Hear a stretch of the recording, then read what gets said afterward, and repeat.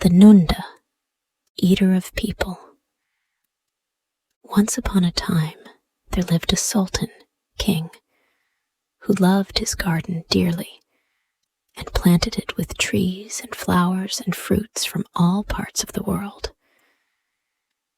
He went to see them 3 times every day, first at 7 o'clock when he got up, then at 3, and lastly at 5:30.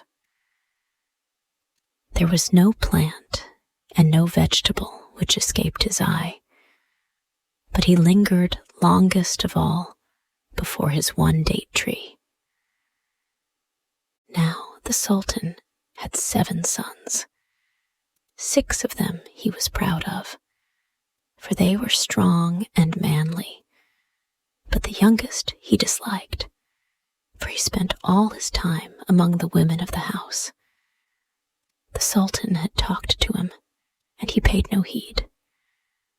And he had beaten him, and he paid no heed.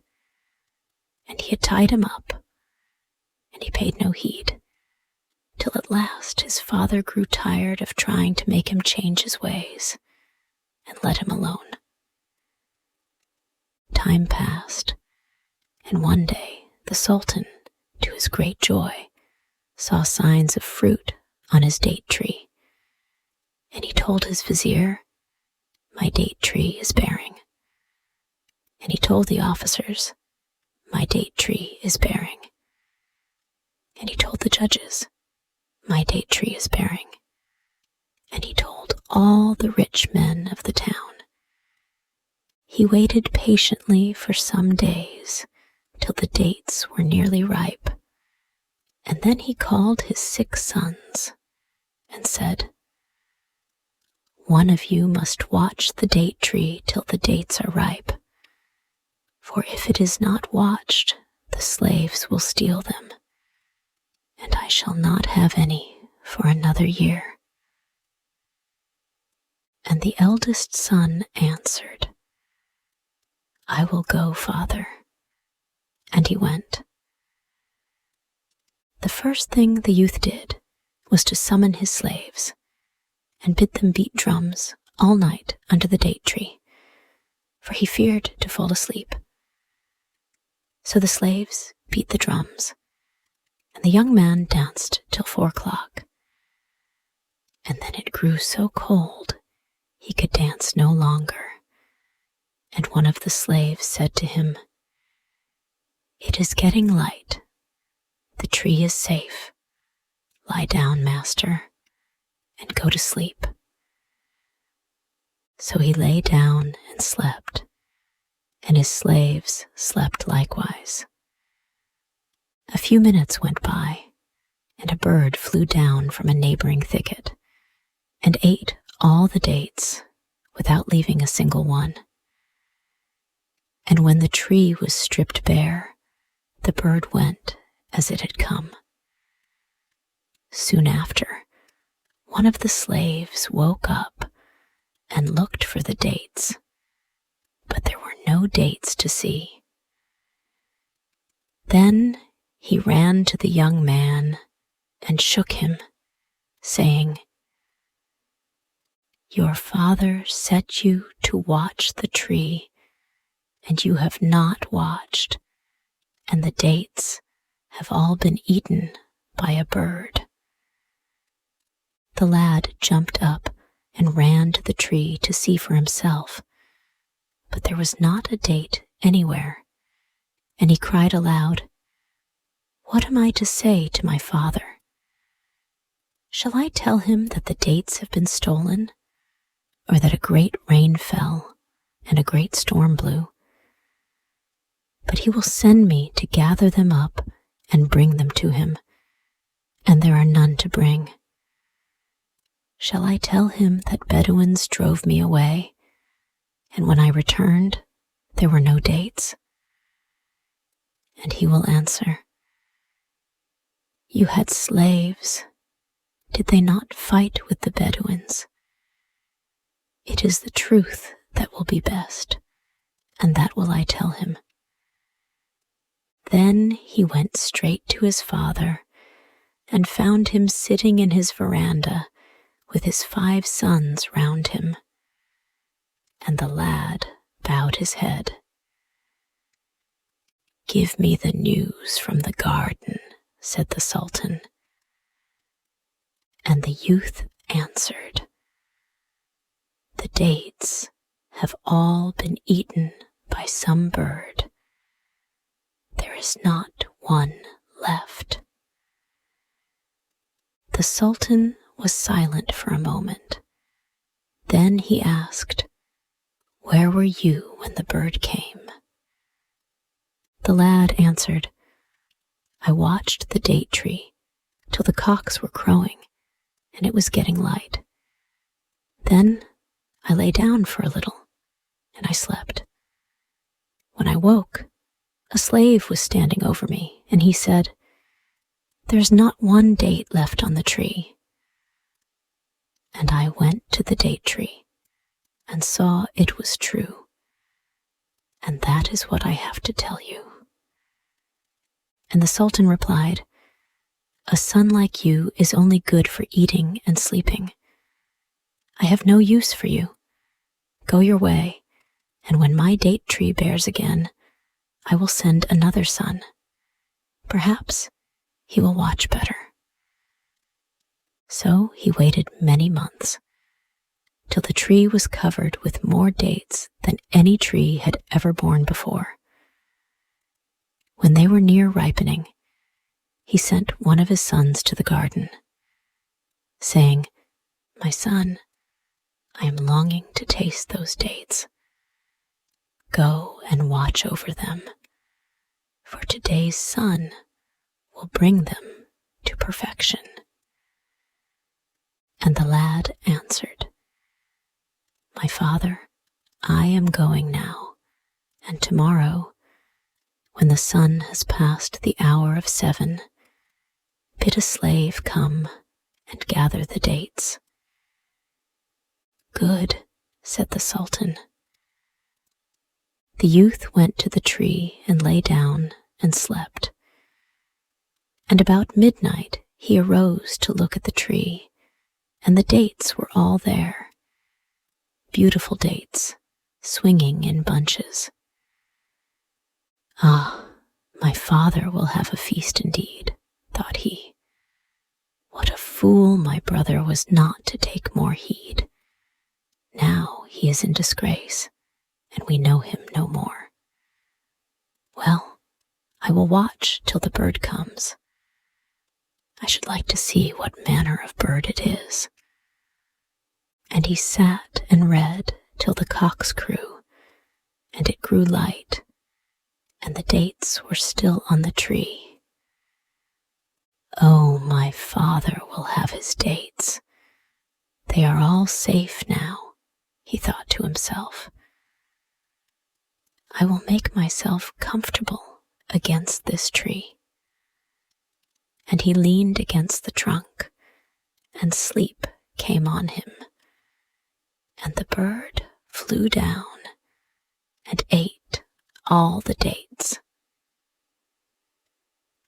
When the sun rose, the headman came and looked for the dates, and there were no dates.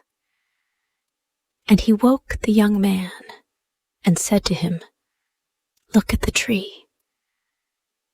And the young man looked, and there were no dates, and his ears were stopped, and his legs trembled, and his tongue grew heavy at the thought of the Sultan. His slave became frightened as he looked at him, and asked, "My master, what is it?" He answered, "I have no pain anywhere, but I am ill everywhere. My whole body is well, and my whole body is sick. I fear my father. For did I not say to him, 'Tomorrow at 7 you shall taste the dates,' and he will drive me away, as he drove away my brother. I will go away myself before he sends me."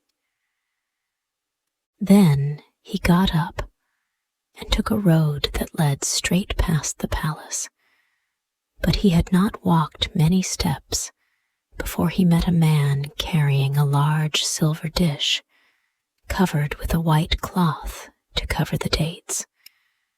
And the young man said, "The dates are not ripe yet. You must return tomorrow." And the slave went with him to the palace, where the sultan was sitting with his 4 sons. "Good greeting, master," said the youth. And the sultan answered, "Have you seen the man I sent?"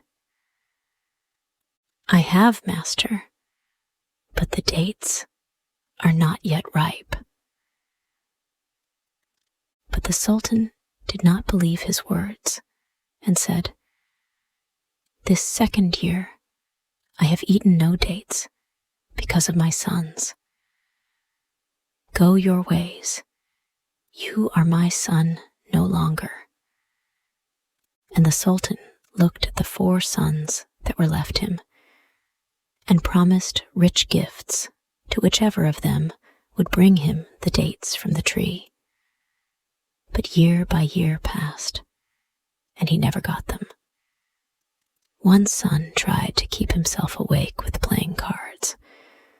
Another mounted a horse and rode round and round the tree, while the 2 others, whom their father as a last hope sent together, lit bonfires. But whatever they did, the result was always the same. Towards dawn, they fell asleep, and the bird ate the dates on the tree. The 6th year had come, and the dates on the tree were thicker than ever. And the head man went to the palace and told the sultan what he had seen. But the sultan only shook his head and said sadly, "What is that to me? I have had 7 sons, yet for 5 years a bird has devoured my dates, and this year it will be the same as ever." Now the youngest son was sitting in the kitchen, as was his custom, when he heard his father say those words. And he rose up and went to his father and knelt before him. "Father, this year you shall eat dates," cried he. "And on the tree are 5 great bunches, and each bunch I will give to a separate nation, for the nations in the town are 5. This time I will watch the date tree myself." But his father and his mother laughed heartily and thought his words idle talk. One day, news was brought to the sultan that the dates were ripe, and he ordered one of his men to go and watch the tree. His son, who happened to be standing by, heard the order, and he said, "How is it that you have bidden a man to watch the tree when I, your son, am left?" And his father answered, "Ah, 6 were of no use, and where they failed, will you succeed?" But the boy replied, "Have patience today, and let me go, and tomorrow you shall see whether I bring you dates or not." "Let the child go, master," said his wife. "Perhaps we shall eat the dates, or perhaps we shall not, but let him go." And the sultan answered, "I do not refuse to let him go, but my heart distrusts him. His brothers all promised fair, and what did they do?" But the boy entreated, saying, "Father, if you and I and mother be alive tomorrow, you shall eat the dates." "Go then," said his father. When the boy reached the garden, he told the slaves to leave him and to return home themselves and sleep. When he was alone, he laid himself down and slept fast till 1 o'clock, when he arose and sat opposite the date tree. Then he took some Indian corn out of one fold of his dress and some sandy grit out of another. And he chewed the corn till he felt he was growing sleepy. And then he put some grit into his mouth, and that kept him awake till the bird came.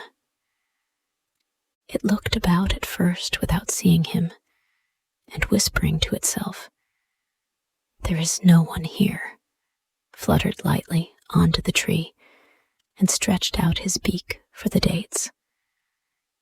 Then the boy stole softly up and caught it by the wing. The bird turned and flew quickly away, but the boy never let go, not even when they soared high into the air. "Son of Adam," the bird said, when the tops of the mountains looked small below them, "if you fall, you will be dead long before you reach the ground. So go your way, and let me go mine."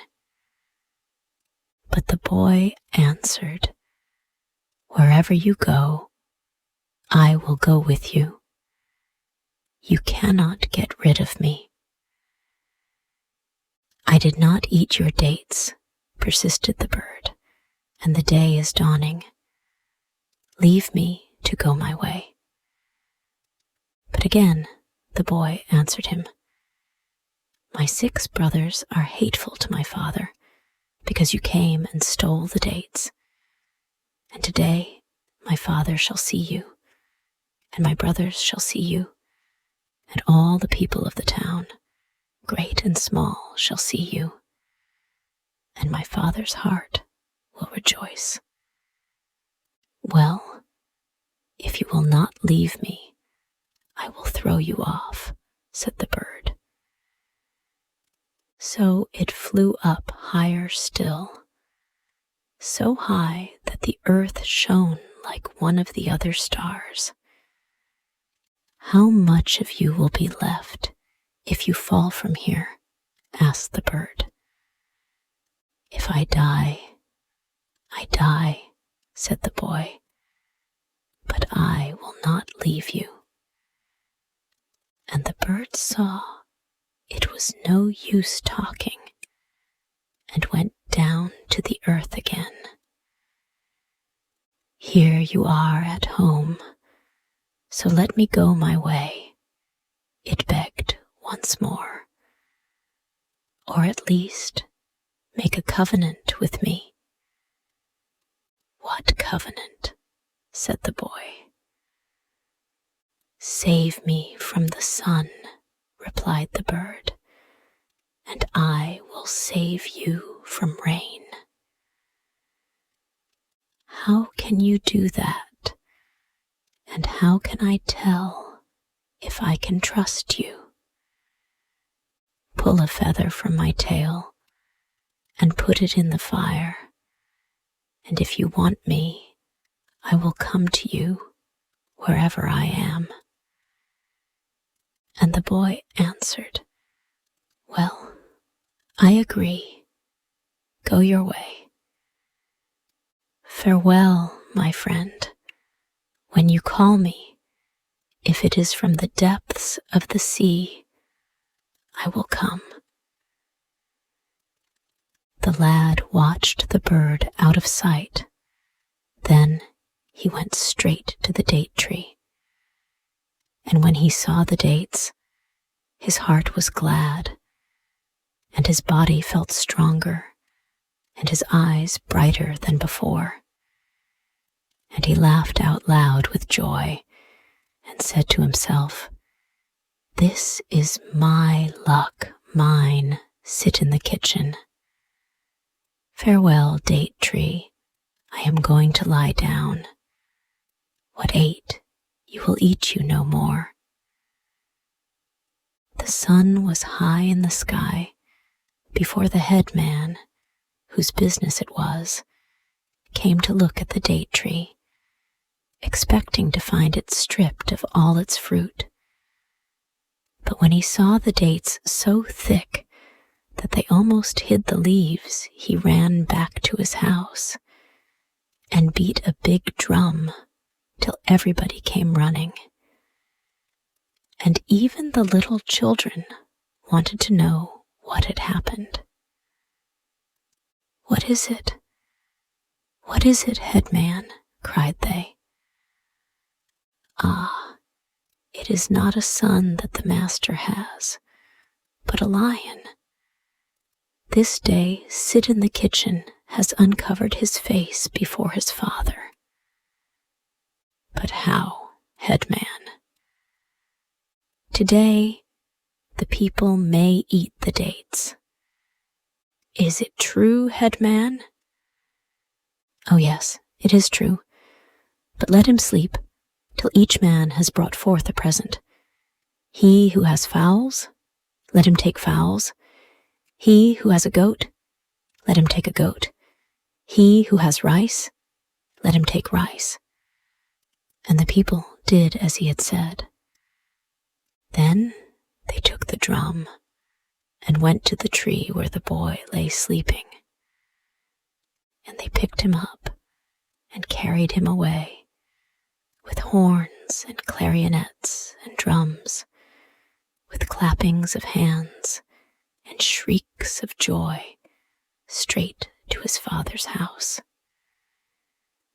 When his father heard the noise and saw the baskets made of green leaves, brimming over with dates, and his son borne high on the necks of slaves, his heart leaped, and he said to himself, "Today at last I shall eat dates." And he called his wife to see what her son had done, and ordered his soldiers to take the boy and bring him to his father. "What news, my son?" said he. "News? I have no news, except that if you will open your mouth, you shall see what dates taste like." And he plucked a date and put it into his father's mouth. "Ah, you are indeed my son," cried the Sultan. "You do not take after those fools, those good-for-nothings. But tell me, what did you do with the bird?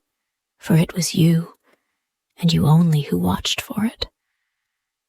"Yes, it was I who watched for it, and who saw it, and it will not come again, neither for its life, nor for your life, nor for the lives of your children. Oh, once I had 6 sons, and now I have only one. It is you, whom I called a fool, who have given me the dates. As for the others, I want none of them." But his wife rose up and went to him and said, "Master, do not, I pray you, reject them." And she entreated long, till the Sultan granted her prayer, for she loved the 6 elder ones more than her last one. So they all lived quietly at home, till the Sultan's cat went and caught a calf.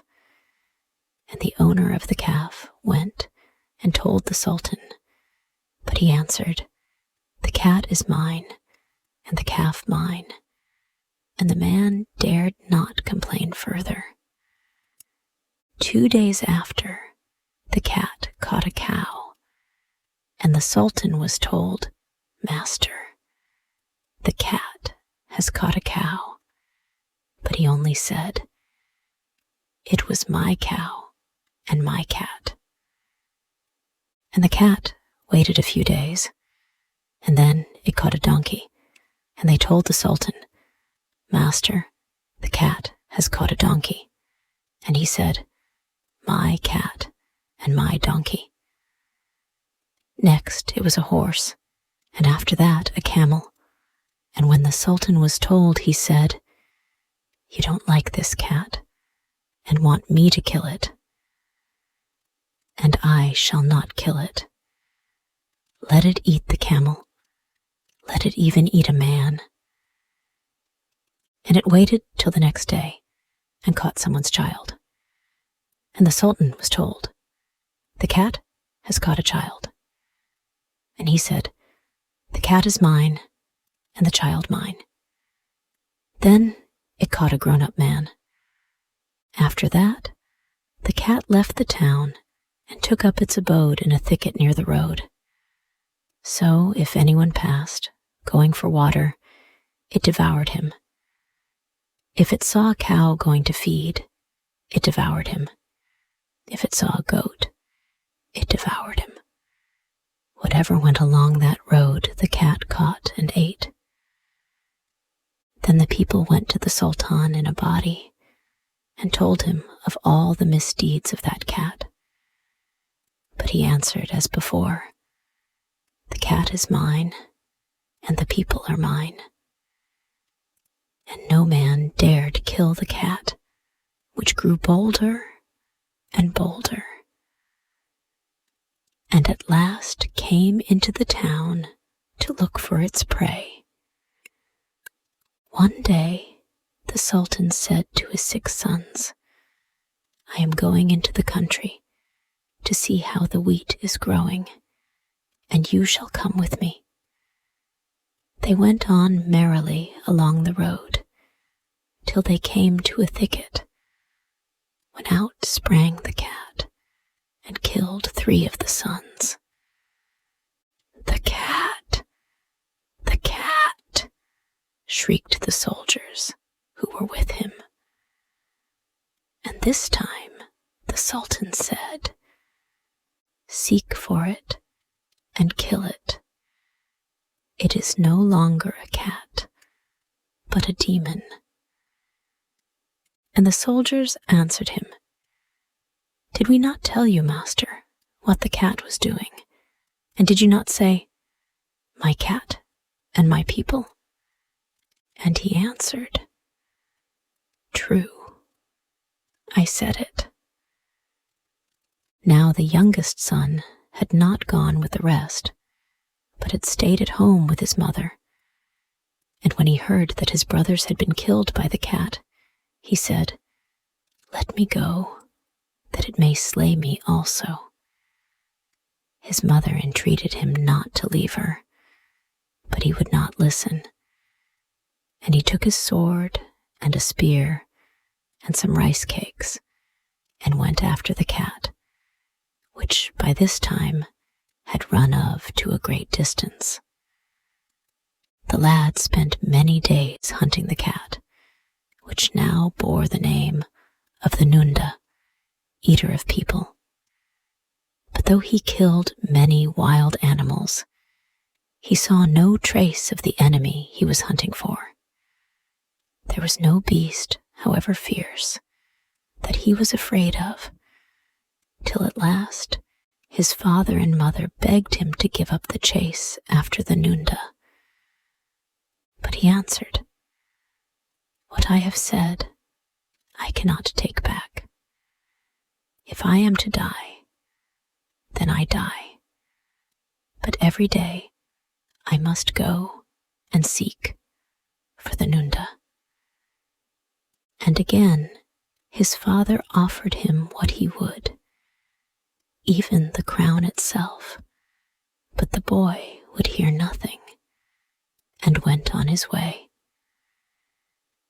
Many times his slaves came and told him, we have seen footprints, and today we shall behold the NUNDA.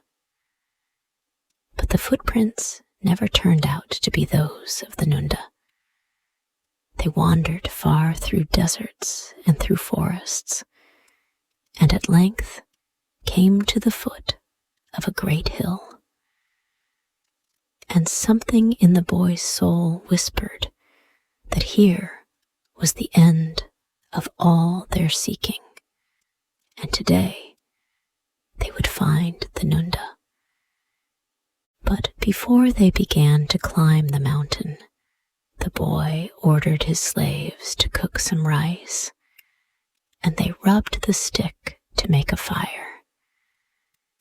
And when the fire was kindled, they cooked the rice and ate it. Then they began their climb.